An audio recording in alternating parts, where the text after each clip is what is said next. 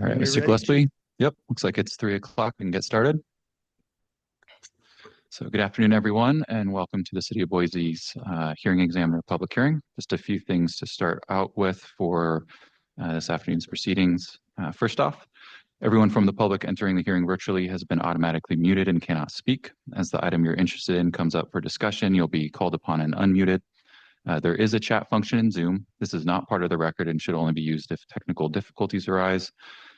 So our procedures for public hearings begin with a presentation from the planning team. We'll then next go to the appellant and then the applicant, and then the representative from the Registered Neighborhood Association. This will be followed by questions from the hearing examiner.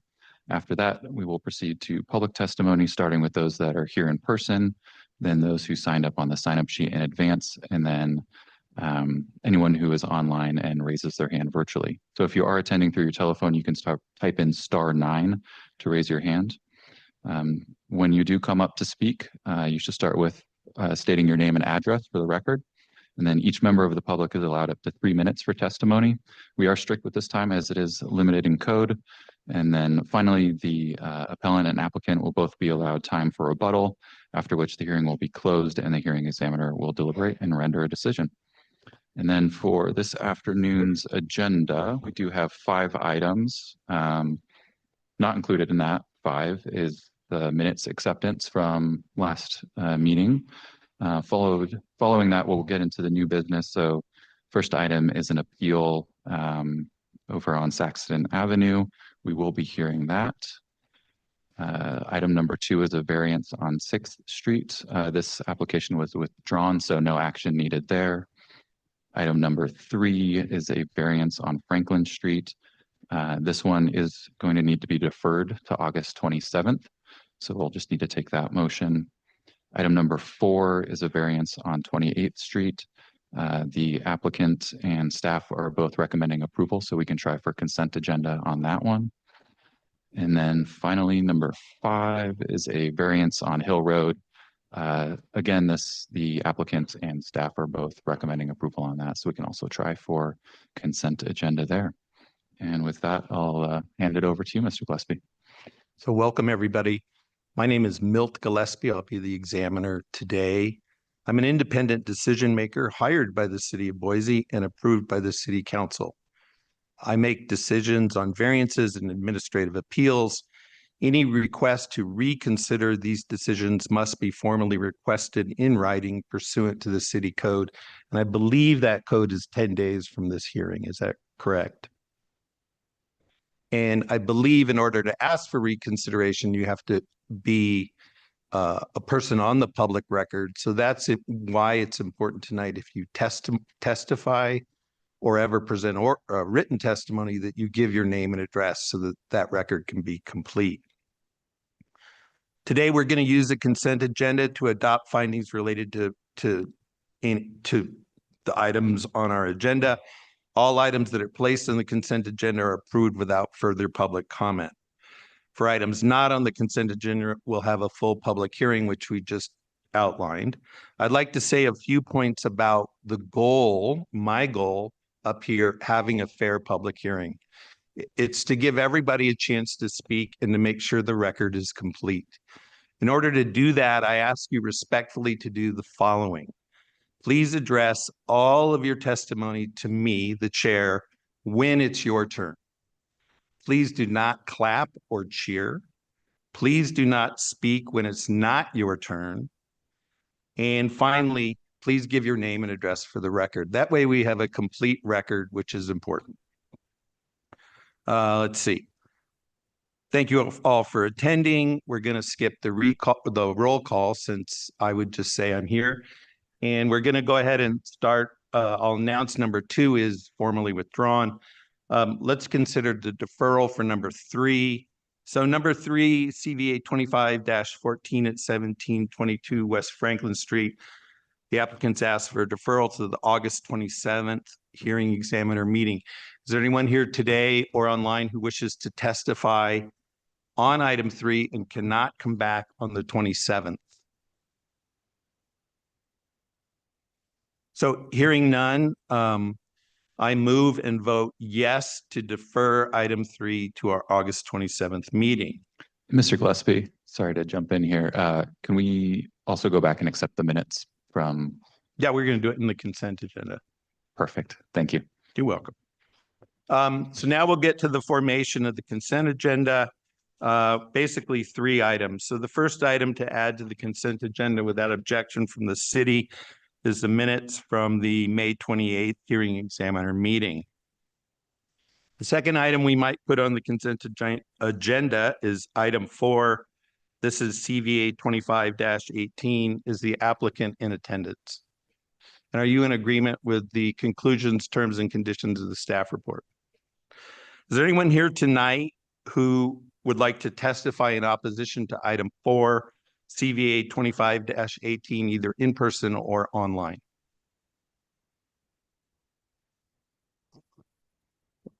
Hearing none, item 4 is placed on the consent agenda. Next item for consent consideration is item 5. This is CVA 25-19 at 5920 Hill Road. Is the applicant present? Yes. And are you in agreement with the conclusions, terms, and conditions of the staff report? Yes.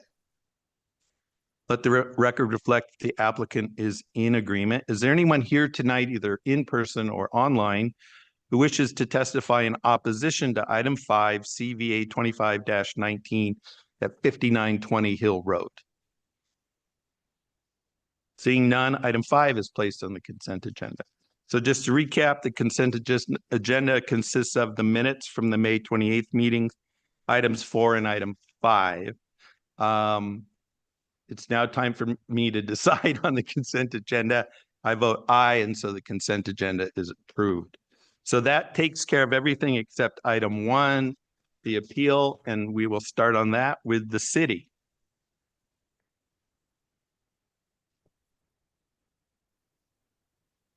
Thank you, Mr. Gillespie.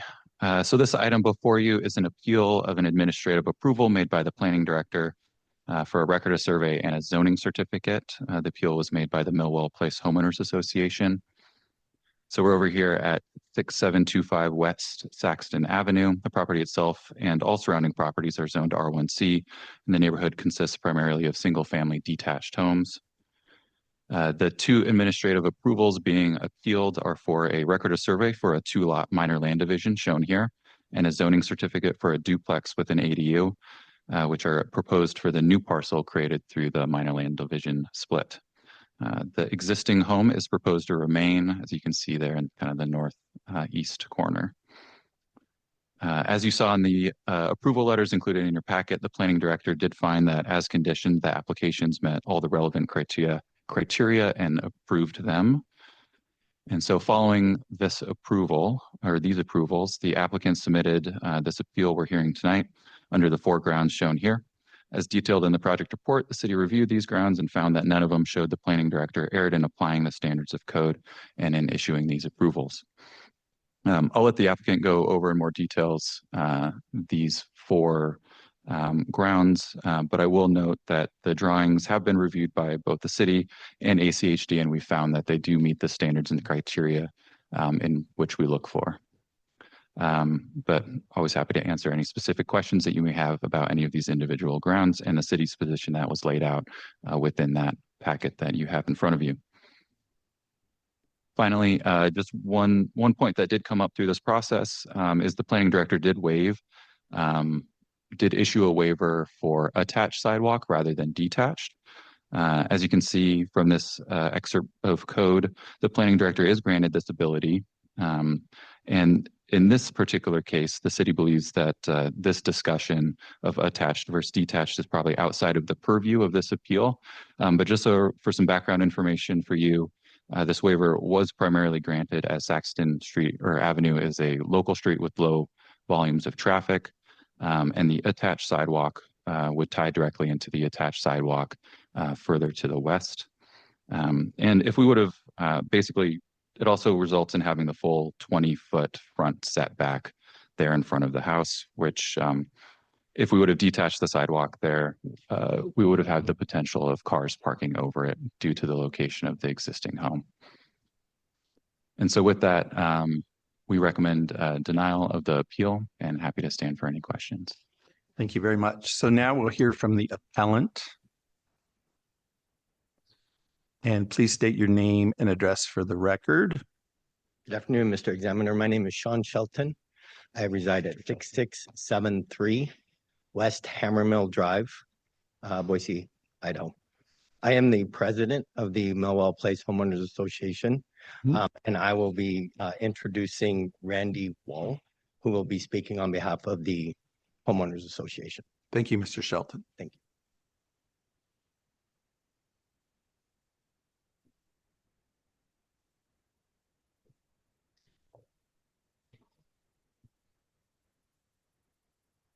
Good afternoon, Mr. Examiner, members of staff. My name is Randy Wall. I'm with Professional Engineering Services.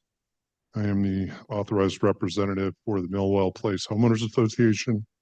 My address is 5636 North Portsmouth Avenue, Boise. Thank you, sir. A couple of things that I wanted to address right off the bat with Kevin's introduction. The reason why we're here appealing this tonight is the misapplication of the zoning code. And at the last hearing, the hearing examiner brought up the waiver of the sidewalk, the detached sidewalk. And so being the engineer and the planner that I am, I dove into the City of Boise zoning code. And if you could bring up Exhibit 5, please.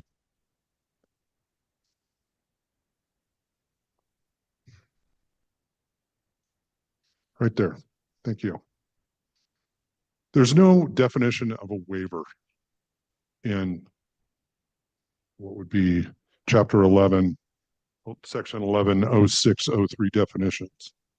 There is, if you scroll to see right down there, it says waiver. Where is it? It should be right there, but it's not. You could scroll down a little bit. No, the other way. Okay, right there. There is a definition of a variance. And to me, when I read the waiver, the sidewalk waiver, that reads to me like a variance because it's based upon size, shape, and topography. One of the things that a waiver is not for, specifically not for, is to relieve a self-imposed hardship. And that's what we have here today. And I'll explain that to you here. I wanted to cover a couple things first. I read the rebuttal by Mr. Folger. I got through all the typos and the misspellings, but I think I got it. And, you know, there's like sticks and stones. You're inaccurate. You're inaccurate. Oh, yeah, you're inaccurate.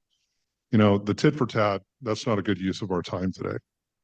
I did find it rich, though, that he told me that my survey was incorrect, even though it was stamped inside by me as a registered civil engineer, yet his registered civil engineer who stamped inside his plan, his is accurate. And I know Antonio from Ackerman Estivold, he's a good guy, but I'm not going to spend a whole lot of time on that. I'm just going to tell the facts today. Mr. Folger keeps referring to this as a mandate. This isn't a mandate, it's a variance. And in accordance with state law, a mandate is only to be granted as, you know, size, shape, and topography, you know the rules. And the one thing it's not for is to relieve the self-imposed hardship. And in this case, the self-imposed hardship is the setback to the garage. In other words, the project he proposed cannot meet the front setback with a detached sidewalk. And so that's the reason why the waiver was granted, to relieve a self-imposed hardship, otherwise known as a special privilege, which is another thing that a waiver is not for. So if we could go to Exhibit 1, please.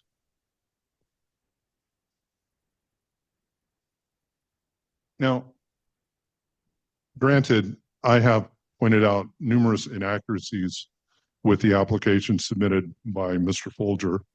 And the sidewalk waiver request form, which I assume was filled out by him, is no exception. Could you scroll down to item number 4? It says, are there detached sidewalks on other sections of the block?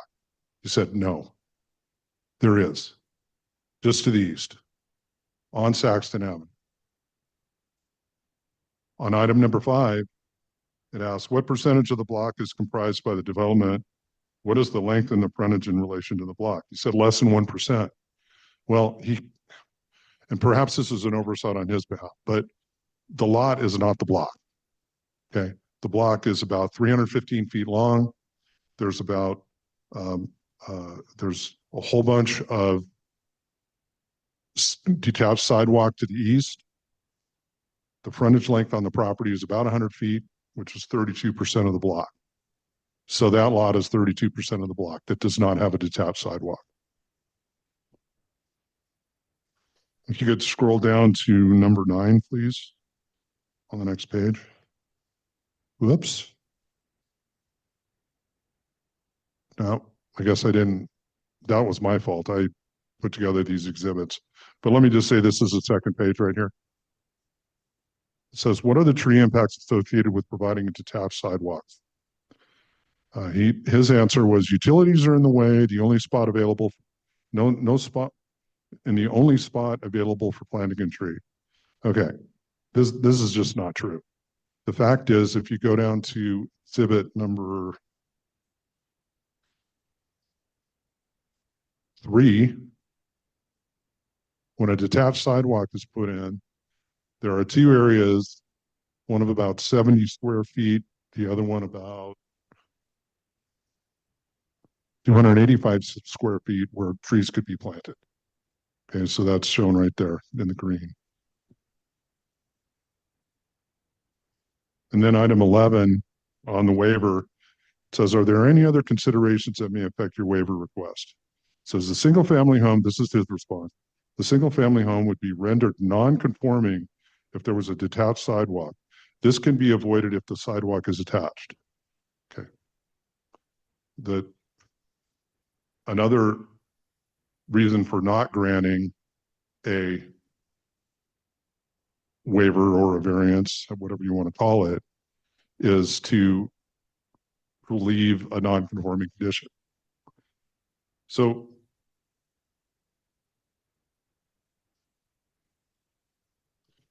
if you go to exhibit, well, we're right there already. You can see how the detached sidewalk lines up with the existing attached sidewalk on the other side of the driveway to the parcel that's behind the houses in Millwell Place. So that's where it would go. And in fact, there's a power pole right there. Can't really see it, but this would avoid the having to move that power pole.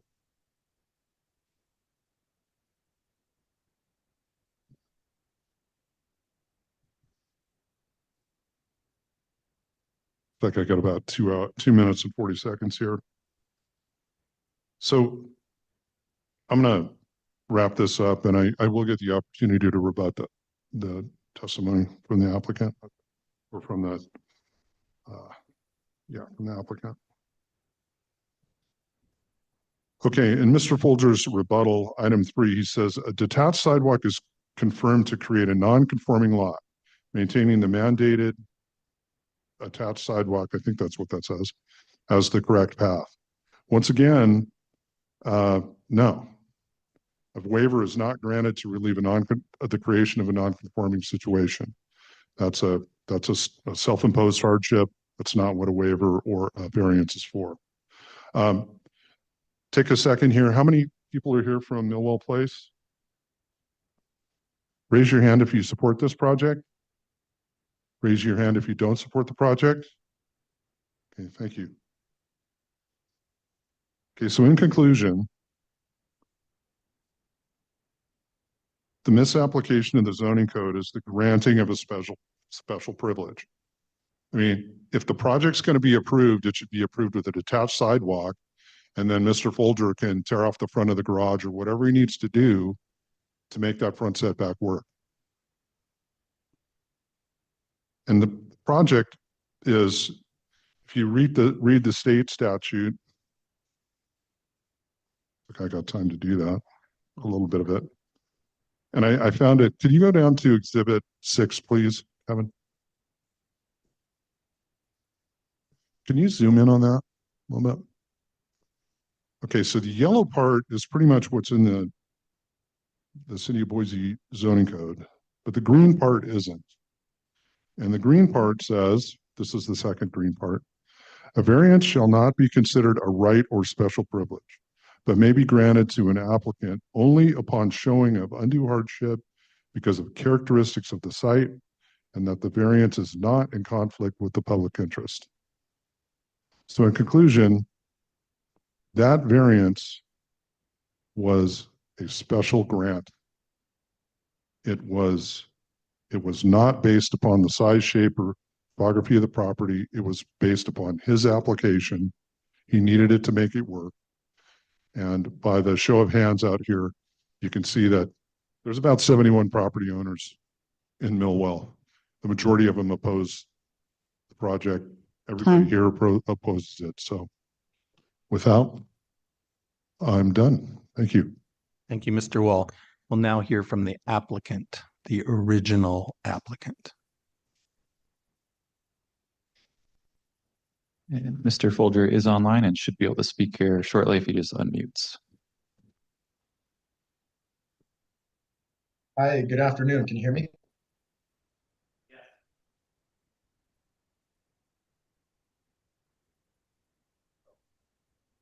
I might be having technical difficulties. Kevin, can you hear me?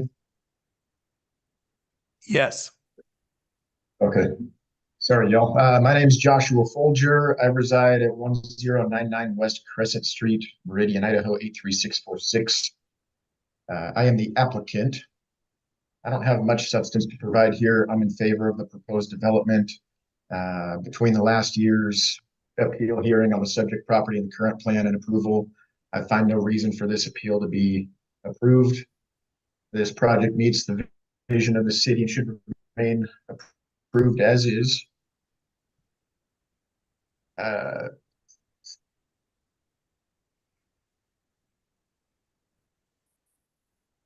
Skipping through a couple items that probably don't need to be touched on here. Randy made mention of the inaccurate dimensions and what have you, difference between 86 feet versus 75 feet, measurement center to center from intersection to driveway. ACHD is clear in their policy regarding their separation from local street intersection driveway being that 75 feet center to center, and they provided a letter affirming such that out.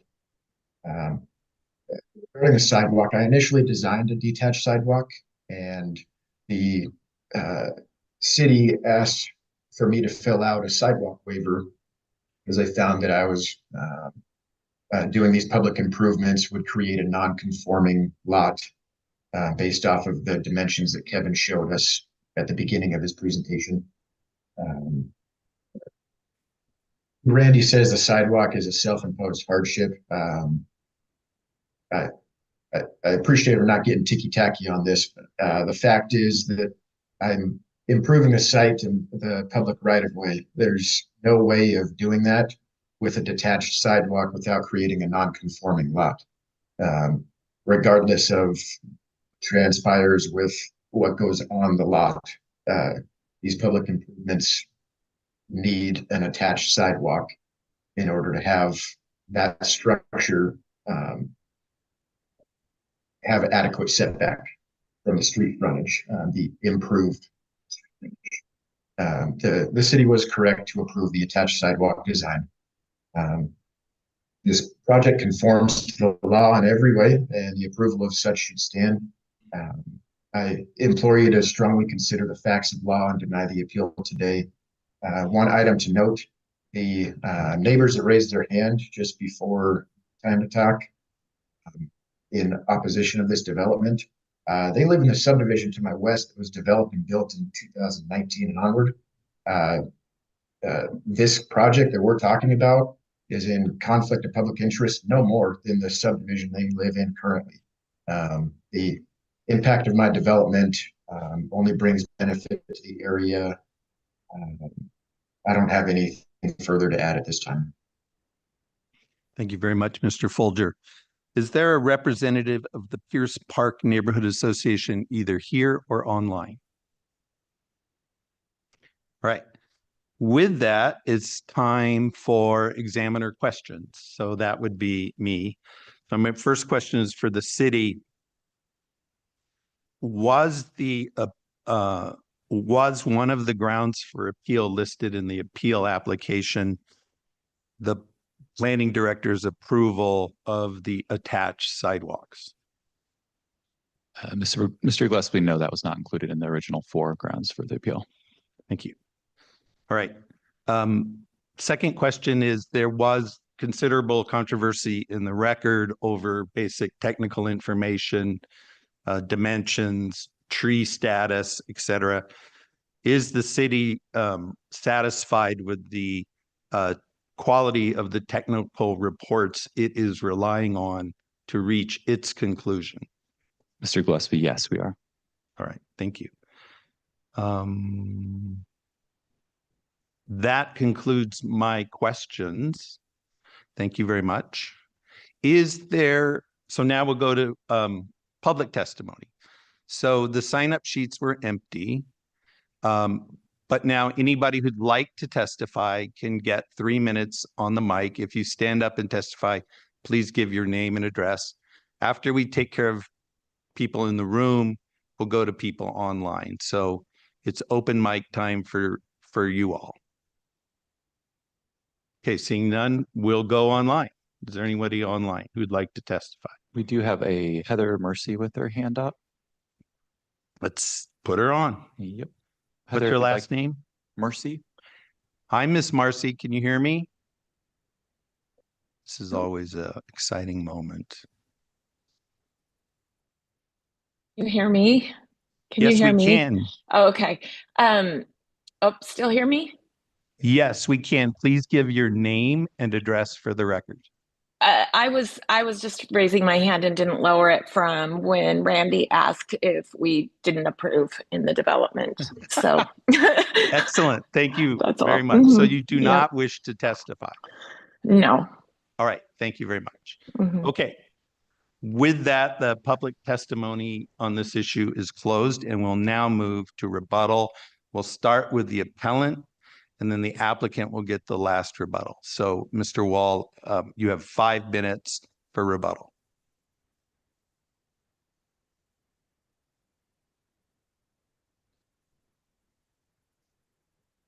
Thank you, Mr. Examiner. Just a couple of things. One is that, that I'm an old school land planner. I read conditions of approval, and they're the conditions of approval. And emails or whatever that come later, they don't change the conditions of approval. Okay. And the 75 foot versus 85 feet, ACHD is okay with that. You don't have a problem with that. And I want to come back to this again. What I really have a problem with is the developer, the applicant of the project, stating there's no way to not create a non-conforming situation with the detached sidewalk. Well, that's not true, because what you do is you tear off the front of the garage and you make the setback. We think the project, this parcel was kind of an island left in the new zoning ordinance, okay? And the affordable loopholes, if you want to call them, have been taken full advantage of. And personally, I don't think it's a good planning. I don't think it's a compatible project with our subdivision. We have a single family residences. A lot of them are high-end homes. But the least we could get would be the detached sidewalk along the front, at least give us that little bit of an aesthetic to mitigate the rest of the project. And if Mr. Folger needs to tear off the front of the garage, well, then do that. But there is a way to do it without doing a non-conforming. And what I wanted is, and I also wanted to address your question about whether the waiver was included in my original appeal, I just want to emphasize once again, the grounds for my appeal was the misapplication of the zoning code. There was those 4 items that were contained in there, but the waiver was brought up by the hearing examiner at the last hearing. And to me, that is the biggest misapplication of the zoning code of the entire project. So, Mr. Examiner, if you are compelled to to deny our appeal today, would you please at least require the detached sidewalk along the front so we can have some trees, some greenery, just like the rest of Saxton Avenue is to the east of the project. And that's all I have. Thank you. Thank you, Mr. Wall. So now we will hear from Mr. Folger, the applicant, and then we'll close the public portion of the hearing.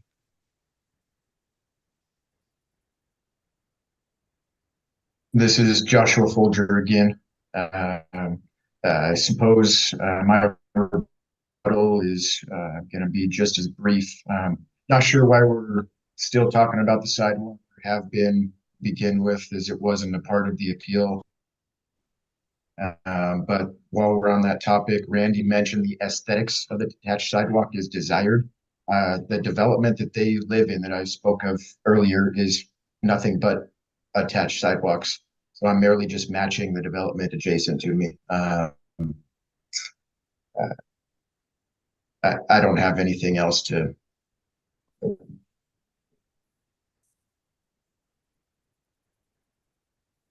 Was that it? Did he say, Mr. Folger, you're done?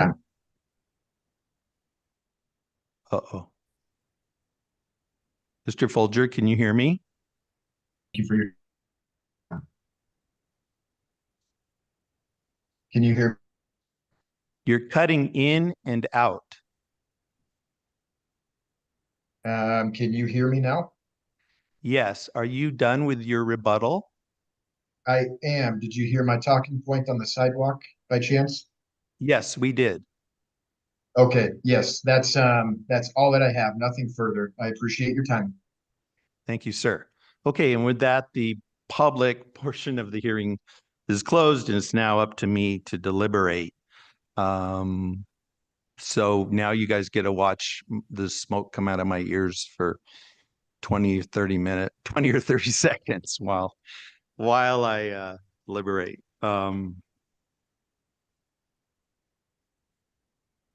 Okay, so I'm ready. So first of all,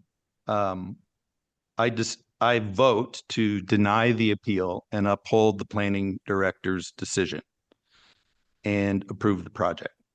The reasons are as basically in the staff report. There were 4 grounds for appeal. I agree with the city's response both for the initial hearing and the subsequent memo written by the city. I think it's the from Matt Dennis, and it's the one for this hearing. So I agree with that. It seemed to me that the substantive of the appeal, the substantive part of it, was a disagreement about technical issues. Whenever there's a disagreement between technical issues, I feel it's my job to do my best to sort of adjudicate and understand. But in the end, I asked the city, who are the experts, if they're confident in the technical reports, and they were. It didn't seem to come up as a big issue either by the appellant today. So I didn't find any technical issues with the dimensionality of the project or the trees. With respect to the detached sidewalk, I'm not persuaded that that is part of the appeal. It seems a pretty large and obvious point that you could have listed in the appeal on the form that you filled out when you filed it. That form clearly says that when you list grounds of appeal, those are the grounds of appeal. Like, we can't have an open-ended process where new issues come in through the appeals process. So in that sense, I'm going to just follow strictly the code and the law, which says consider the items you appealed on. So I don't have a formal opinion on the detached sidewalk. Informally, I would say it was within the planning and zoning director's purview or remit to do what he did, and that the decision was reasonable. Any further issues from staff that you think I need to address? Rob, you okay?